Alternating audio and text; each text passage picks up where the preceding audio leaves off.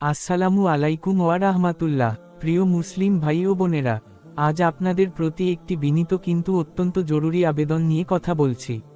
আমাদের সমাজের ভাঙন আজ আর দূর দেশের খবর নয়। আজ আমাদের বাড়ির পাশেই, আমাদের পরিচিত মহল্লাতেই, এমনকি আমাদের চোখের সামনেই একটি ভয়ানক অবক্ষয় নীরবে বাড়ছে। আমাদের বোন মেয়েদের বিশ্বাস, পরিচয় এবং ভবিষ্যৎকে লক্ষ্য করে চালানো হচ্ছে নোংরা ষড়যন্ত্র।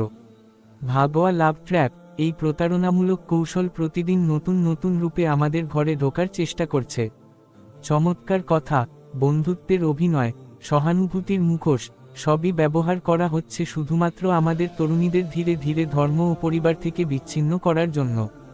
আজ যদি আমরা চোখ খুলে চারপাশ দেখব, যাদের আমরা মেয়ে, বোন, ভাইঝি মনে করি, তাদের অনেকেই অজান্তেই এই ফাঁদের লক্ষ্যে পরিণত হচ্ছে। একটি ভুল বন্ধুত্ব একটি জীবন নষ্ট করে দিতে পারে। একটি মিথ্যা প্রেম একটি পরিবারকে ধ্বংস করে দিতে পারে।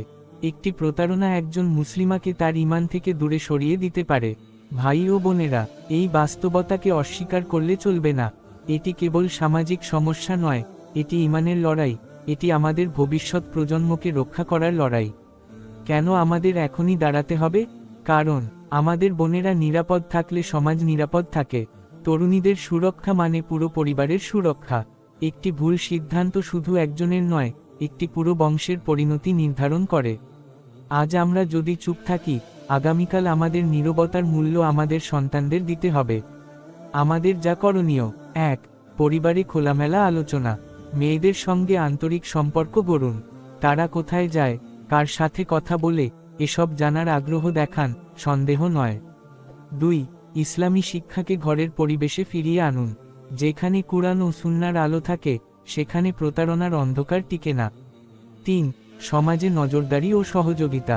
একজন মুসলিমের বিপদে পুরো সমাজ এগিয়ে আসা, এটাই সুন্নাহ। ৪. সোশ্যাল মিডিয়ার ঝুঁকি বোঝান। ভুয়া আইডি, প্রতারণামূলক বন্ধুত্ব, গোপন চ্যাট, এসবই এই ফাঁদের প্রধান অস্ত্র। শেষ কথা, আমরা কেউ একা নই, আমরা উম্মতে মুহাম্মদ, আমরা একে অপরের রক্ষক, একে অপরের দায়িত্বশীল। আসুন, এই নতুন যুগের চ্যালেঞ্জের বিরুদ্ধে নতুনভাবে জেগে উঠি। আমাদের বোনদের, আমাদের পরিবারকে, আমাদের সমাজকে রক্ষার এই সংগ্রামে আমরা একসাথে হই। ওমা তৌফিকি ইল্লা বিল্লাহ।